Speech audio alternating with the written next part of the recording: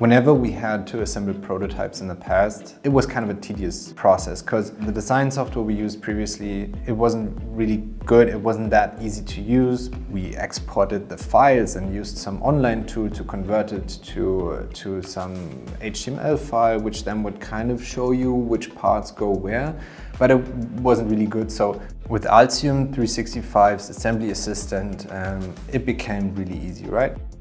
I could hand over the bare PCB, I hand over the components, and the rest the assembly person can do by themselves, right?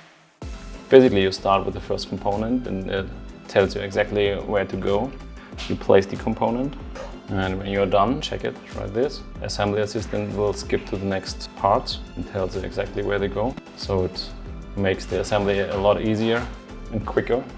It has become a really good, efficient process now with Altium 365.